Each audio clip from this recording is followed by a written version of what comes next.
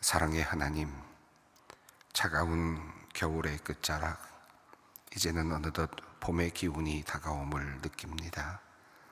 만물을 새롭게 하시는 주님, 이른 이 새벽 우리에게 생명의 기운을 불어넣어 주시고 우리의 발걸음을 주님 앞으로 인도하시니 감사합니다. 오늘도 여전히 세상은 바쁘게 돌아가고 있습니다.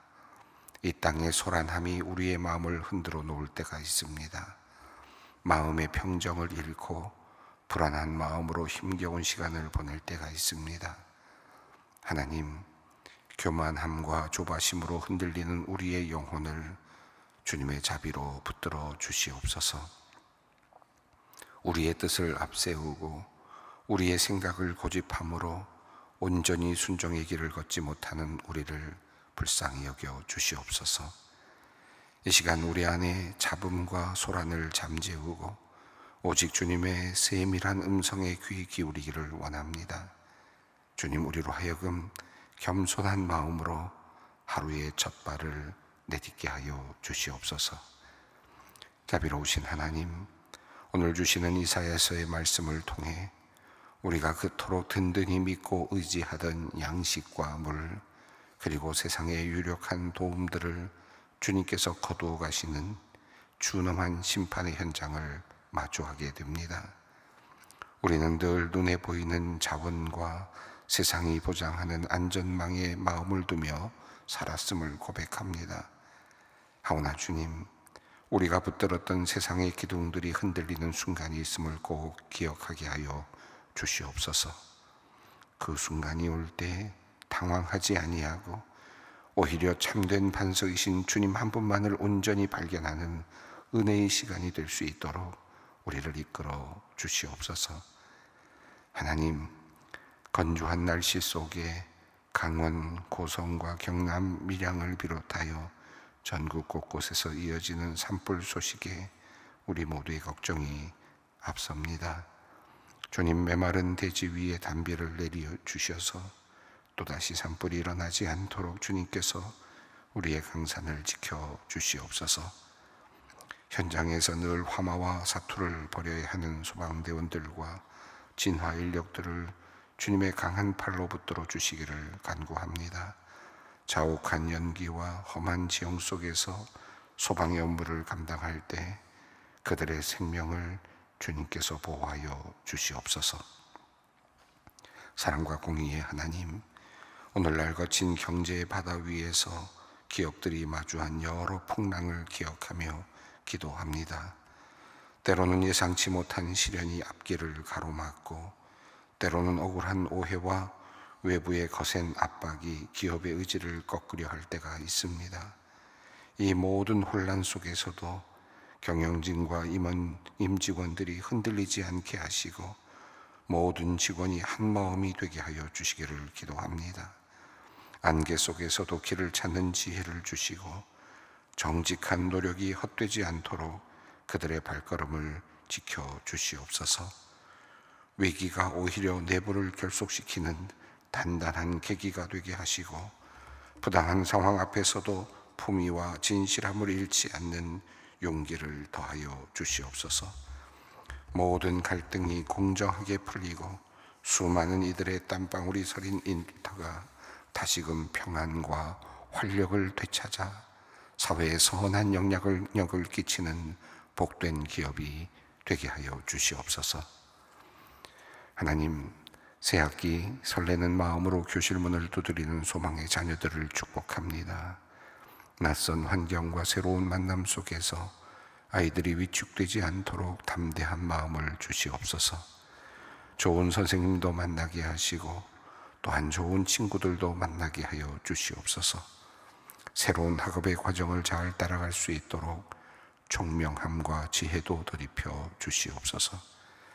교회 학교에서는 신앙이 무럭무럭 자라나게 하시고 세상 학교에서는 지식이 잘 쌓여가게 하여 주시옵소서. 치유와 회복을 베푸시는 주님, 질병과 고통으로 연약해진 성도들을 위해 기도합니다.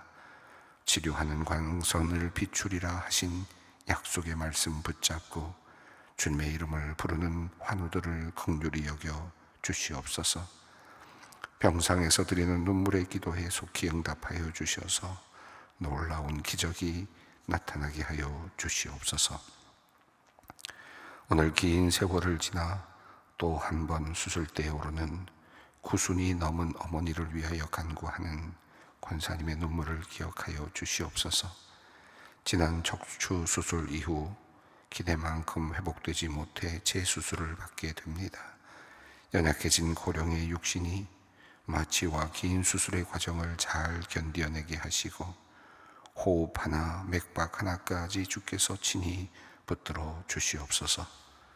의료진의 진단이 섬세하고 정확하게 하시고 그의 손이 날렵하고 능력 있게 하여 주시옵소서.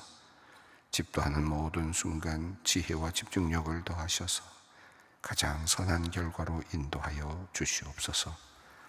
곁에서 함께하는 모든 가족의 마음을 붙들어 주셔서 수술의 전 과정 가운데 하늘의 평안을 잃지 않게 하여 주시옵소서. 9년 동안 간경화로 투병해온 성도가 오늘 아내의 간을 절제하여 이식받는 큰 수술을 받습니다. 8시간, 10시간 이어질 이 수술의 전 과정을 주님께서 친히 붙들어 주시옵소서. 자신의 간을 내어주는 아내의 헌신을 기억하시고 수술 후 회복의 과정에 합병증이나 후유증이 없게 하여 주시옵소서. 남동생과 올케를 위해 기도하는 집사님의 기도를 주님께서 들어주시기를 원합니다. 이식된 간이 잘 적응하여 온전한 기능을 회복하기를 원합니다. 남편과 아내가 모두 건강한 모습으로 회복하여 이후 부부의 사랑과 신뢰가 더욱 깊어지게 하여 주시옵소서. 또한 이 수술이 단지 육신의 치유를 넘어 전능하신 하나님을 깊이 만나는 은혜의 통로가 되게 하여 주시옵소서. 말씀의 자리로 나아갑니다. 가란 영혼이 시냇물을 찾듯 주님의 말씀을 사모합니다. 성령의 담비 부어주셔서 우리의 영혼이 해갈하며 생명력으로 가득하게 하여 주시옵소서. 주실 말씀을 기대하며 고대합니다. 말씀하여 주시옵소서. 우리 주 예수 그리스도의 이름으로 기도 올리옵나이다. 아멘. 오늘 우리에게 주시는 말씀입니다. 이사야서 3장 1절로 12절 말씀입니다. 이사야 3장 1절로 12절 말씀 함께 봉독합니다. 보라, 주 만군의 여호와께서 예루살렘과 유다가 의뢰하며 의지하는 것을 제하여 버리시되 곧 그가 의지하는 모든 양식과 그가 의지하는 모든 물과 용사와 전사와 재판관과 선지자와 복술자와 장로와 50부장과 귀인과 모사와 정교한 장인과 능란한 요술자를 하실 것이며 그가 또 소년들을 그들의 고관으로 삼으시며 아이들이 그들을 다스리게 하시리니 백성이 서로 학대하며 자기 이웃을 잔해하며 아이가 노인에게 비천한 자가 존귀한 자에게 교만할 것이며 혹시 사람이 자기 아버지 집에서 자기의 형제를 붙잡고 말하기를 내게는 겉옷이 있으니 너는 우리의 통치자가 되어 이 폐허를 내 손 아래에 두라 할 것이면 그날에 그가 소리를 높여 이르기를 나는 고치는 자가 되지 아니하겠노라. 내 집에는 양식도 없고 의복도 없으니 너희는 나를 백성의 통치자로 삼지 말라 하리라. 예루살렘이 멸망하였고 유다가 엎드러졌음은 그들의 언어와 행위가 여호와를 거역하여 그의 영광의 눈을 범하였음이라. 그들의 안색이 불리하게 증거하며 그들의 죄를 말해주고 숨기지 못함이 소돔과 같으니 그들의 영혼에 화가 있을진저 그들이 재앙을 작취하였도다. 너희는 의인에게 복이 있으라 말하라. 그들은 그들의 행위의 열매를 먹을 것이며 악인에게는 화가 있으리니 이는 그의 손으로 행한 대로 그가 보응을 받을 것임이라. 내 백성을 학대하는 자는 아이요 다스리는 자는 여자들이라. 내 백성이요 내 인도하는 자들이 너를 유혹하여 내가 다닐 길을 어지럽히느니라.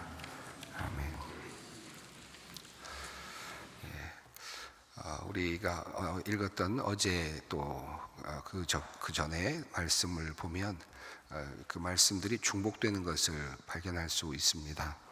어제 읽었던 말씀 중에 17절 말씀이 있었는데요. 2장 17절, 그날에 자고한 자는 굴복되며 교만한 자는 낮아지고 여호와께서 홀로 높임을 받으실 것이요 라는 말씀이 있었는데, 그 말씀은 지난주 금요일에 읽었던 말씀 11절 말씀과 같은 내용입니다.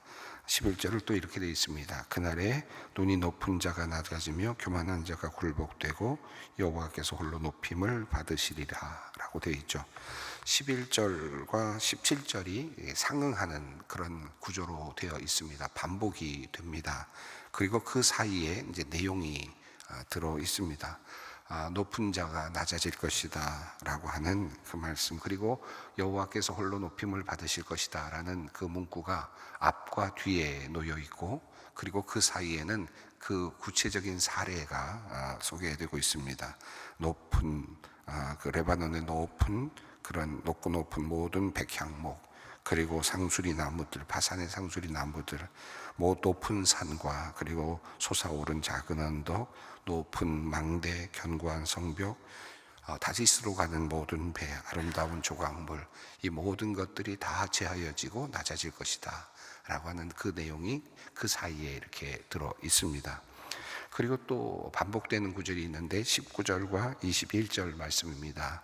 어제 본문 말씀이죠. 19절이 이렇게 되어 있습니다. 사람들이 암혈과 토굴로 들어가서 여호와께서 땅을 진동시키시려고 일어나실 때에 그의 위엄과 그의 광대하심의 영광을 피할 것이라 되어 있죠. 21절 또한 그렇습니다. 암혈과 험악한 바위 틈에 들어가서 여호와께서 땅을 진동시키려고 일어나실 때에 그의 위엄과 그 광대하심의 영광을 피하리라 이렇게 되어 있습니다. 그래서 11절과 17절이 이렇게 반복되면서 마치 후렴구처럼 되어 있고, 또 19절과 21절이 또 반복되면서 후렴구처럼 이렇게 되어 있습니다. 그리고 그 사이에 내용이 들어 있습니다. 19절과 21절 사이에는 20절 내용이 들어 있습니다. 사람이 자기를 위하여 경배하려고 만들었던 은우상과 금우상을 그날에 두더지와 박쥐에게 던지고 라고 이렇게 되어 있습니다. 이 19절, 21절 사이에 있는 내용을 보면 그들이 의지하였던 우상, 그 우상이 사람들이 하나님의 영광이 드러나는 그 순간에 그 우상의 그 실제 가치가 드러나게 될 것이고, 그리고 결국은 그것은 그 두더지와 박쥐에게 던져지는 정도의 그런 정말 무가치한 그런 것이 되어 버릴 것이다. 그들이 들고 있었던 금, 그들이 들고 있었던 은, 그것은 일단 화폐적인 가치도 있었을 거겠죠. 그럼에도 불구하고 그 자체도 무의미해졌고, 그리고 더 나아가서 그들이 우상으로 섬겼던 그 우상이 자기 자신에게 줄 것이라고 여겨졌던 많은 것들이 허무하게 끝났고 아무것도 아니라는 사실이 완전히 드러나는 그 순간, 사람들은 그가 가지고 있었던 금, 은으로 만든 우상을 내던져버릴 것이다. 두더지와 박쥐에게 던져버린다. 그리고는 하나님의 영광이 드러나는 순간 그들은 부끄러운 마음으로 그 영광을 피하기 위해서 암혈로 그리고 토굴로 들어가게 될 것이다. 숨는 거죠. 부끄러워서 숨는 것이고 죄가 드러나기 때문에 숨는 그런 모습입니다. 심판의 때에 숨어 들어가야만 하는 비참한 운명을 설명하고 있습니다. 이 반복되는 이 구절과 구절 사이에 하나의 주제들이 이렇게 등장하고 있는데요. 11절과 17절이 이렇게 반복되면서 그 가운데 이제 그 구체적인 내용이 들어갔다면, 18절은 그 전체적인 이야기를 하나로 요약하면서 한 문장을 우리에게 남겨주는데요. 18절입니다.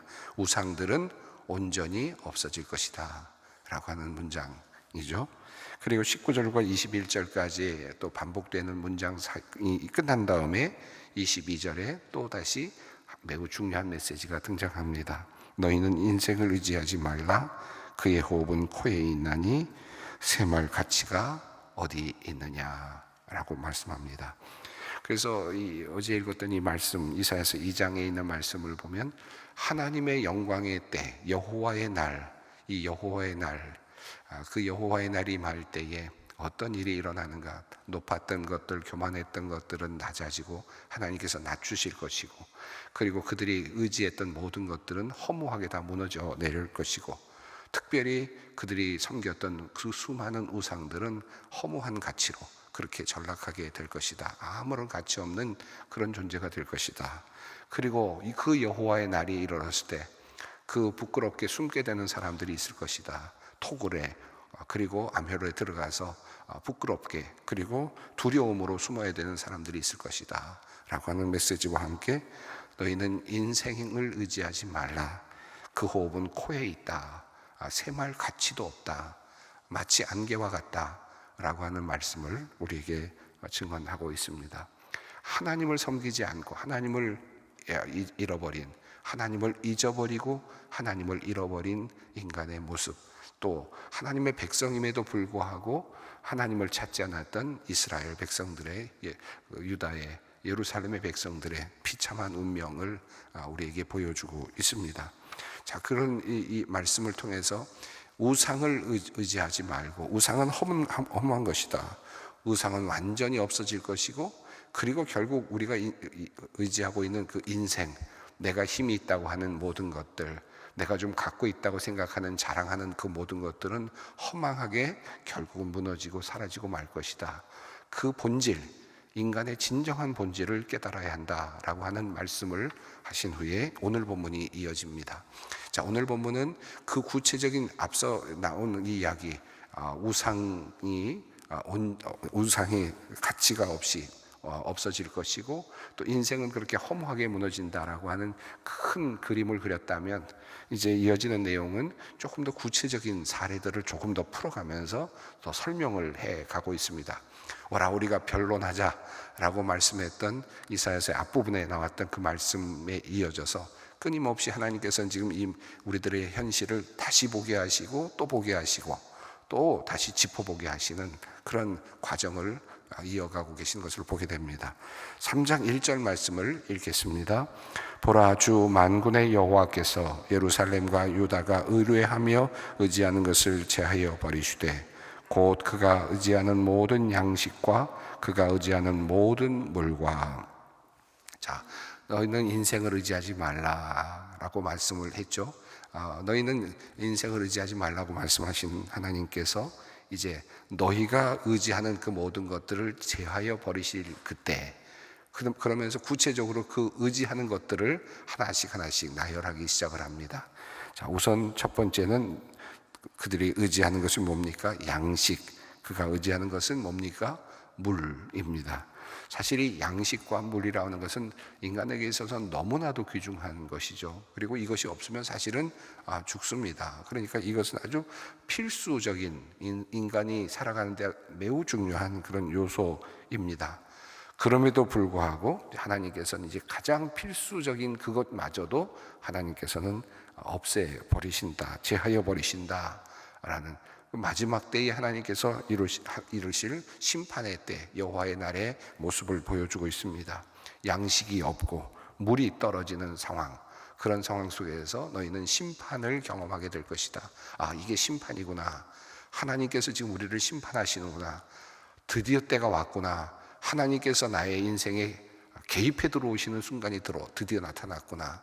내가 죄를 지을 때에는, 내가 막 살 때에는 내 마음대로 우상을 만들고 나를 의지하면서 살아갈 때에는 하나님이 마치 없는 것 같았는데, 그런데 드디어 여호와의 날, 그날에 하나님이 개입해 들어오시는데, 그때 내 양식도 떨어지고 그리고 내 먹을 물도 떨어지는 그런 상황을 경험합니다. 이게 이제 하나님의 심판의 그 경험이라고 할 수 있습니다. 그때서야 알게 됩니다. 하나님께서 나를 지금 심판하신다라고 하는 그런 상황입니다. 이것은 그냥 단순하게 그냥 상징적인 의미라기보다는 열왕기하 25장 13절을 보면 예루살렘 거민들이 이제 양식이 없고 물이 떨어져서 그 성의 모든 것이 다 떨어져서 결과적으로는 바벨론에게 멸망당하는 장면이 나옵니다. 역사적인 현실이기도 합니다. 그들이 겪어야 될 역사의 현실이기도 합니다. 그들이 역사 속에서 이스라엘 백성들이 그것을 경험하고 예루살렘 거민들이 그 물이 떨어지고 양식이 없어서 죽어나가는 모습을 그들은 심판으로 경험을 실제로 하게 됩니다. 자, 하나님께서 지금 말씀하시는 이 1절부터 3장 1절부터 이 내용은 다시 역사적으로 이렇게 꼽아보면 아수르에게 잡혀가고 공격을 받고 또 바벨론의 공격을 받아서 무너지는 그 전쟁의 폐허, 그리고 정말 이게 우리의 이 세상의 종말이구나, 이 예루살렘의 종말이구나 느껴졌던, 역사적으로 이미 하나의 획을 그었던 그 사건들을 돌아보게 만들고 그 사건들을 지금 미리 예시해 주고 있는 듯한 그런 모습이기도 합니다. 자, 양식이 떨어지고 물이 떨어지고, 자, 2절 말씀이 있습니다. 용사와 전사와 재판관과 선지자와 복술자와 장로와, 3절입니다. 50부장과 귀인과 모사와 정교한 장인과 능란한 요술자를 그리하실 것이며. 자, 여기 보면 모두 제하여 버리시는데 가장 중요한 양식, 그리고 또 물, 그리고 더 나아가서 그들이 의지했던 것들이 하나씩 나옵니다. 용사는 최고의 그 병사들, 친위부대에 속하는 그런 군사들이라고 할 수 있겠죠. 아주 훈련도 잘 되고 왕과 그리고 나라를, 예루살렘 성을 지켜낼 최후의 보루라고 할 수 있는 정예군들입니다. 용사로 표현을 했고요. 전사는 일반적인 그런 어떤 징집병에 해당이 되겠습니다. 일반적인 병사들, 뭐 농사를 하다가 함께 또 병기를 들고 또 그 의무를 다해야 되는 그런 적군이 쳐들어왔을 때 그런 정도의 그런 사람들을 포함하는 그런 군사죠. 그러니까 용사와 전사 역시 모두 다 군사적인 그런 일을 하는 사람들이고, 재판관은 당시로서는 재판관은 하나의 법을 집행한다기보다는 통치하는 개념이 있었습니다.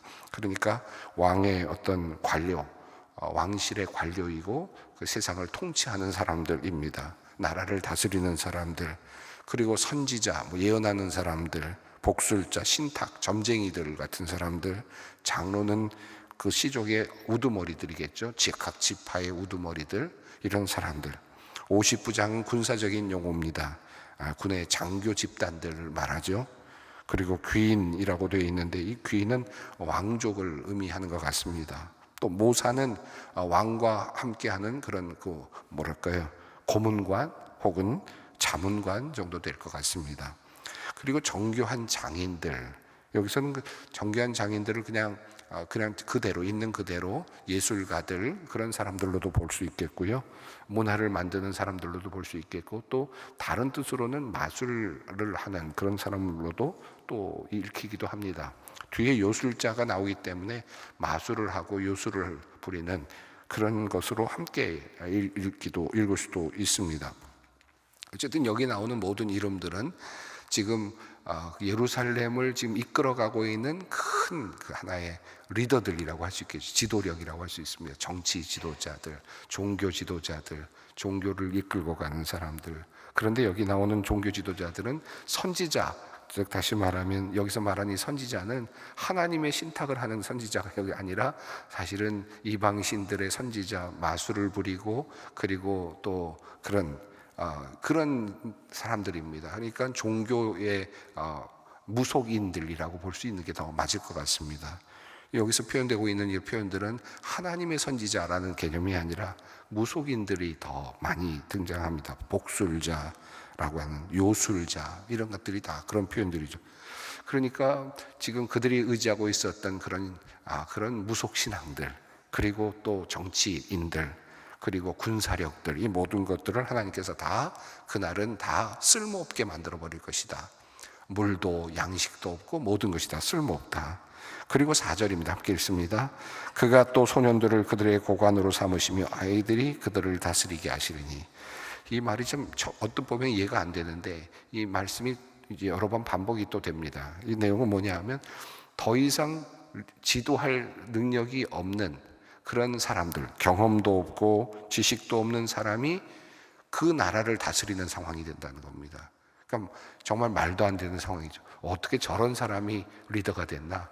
어떻게 저런 사람이 정치 지도자가 되나? 어떻게 저런 사람이 이 나라를 지금 다스리나? 라는 그런 사람들이 나라를 다스리는 형국이 된다. 이것이 하나의 또 다른 심판의 전조입니다. 소년들을 고관으로 삼고 아이들이 그것을 다스린다. 얼마나 경험이 없는 사람들입니까? 그런데 그런 사람들이 나라를 다스리는 상황이 이어지는데 그것이 하나님의 심판의 모습으로 표현됩니다. 그리고 백성들은 어떻게 합니까? 5절입니다.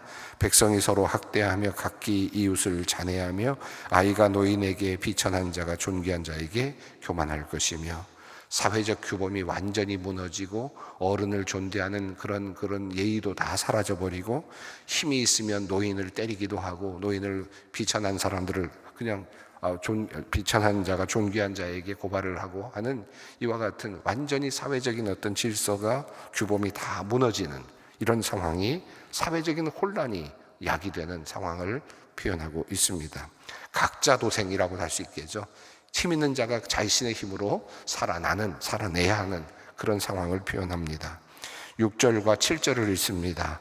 혹시 사람이 자기 아버지 집에서 자기 형제를 붙잡고 말하기를 내게는 겉옷이 있으니 너는 우리의 통치자가 되어 이 폐허를 내 손 아래에 두라 할 것이면, 그날에 그가 소리를 높여 이르기를 나는 고치는 자가 되지 아니하겠노나 내 집에는 양식도 없고 의복도 없으니 너희는 나를 백성의 통치자로 삼지 말라 하리라. 이거 굉장한 흥미로운 비유인데요. 이것은 집안에서 사람들이 모였는데 네가 우리 통치자가 되라 하는데 우리를 좀 다스려 달라라고 하는데 그 이유가 뭐냐면 너는 그래도 옷 한 벌이 있지 않냐. 그러니까 너는 우리의 왕이 돼 달라. 얼마나 없으면 모두가 다 헐벗었으면 이런 이야기를 하겠습니까? 그 6절이 그런 얘기죠. 그런데 그런 이야기를 듣는 그 사람이 나는 안 하겠다. 나는 그런 통치도 안 하겠고 난 그런 일도 안 하겠다. 나를 통치자로 삼지 말라.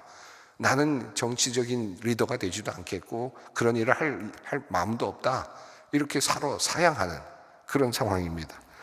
이제는 더 이상 리더가 없는, 리더를 구할 수도 없는 그와 같은 참으로 안타까운 상황입니다.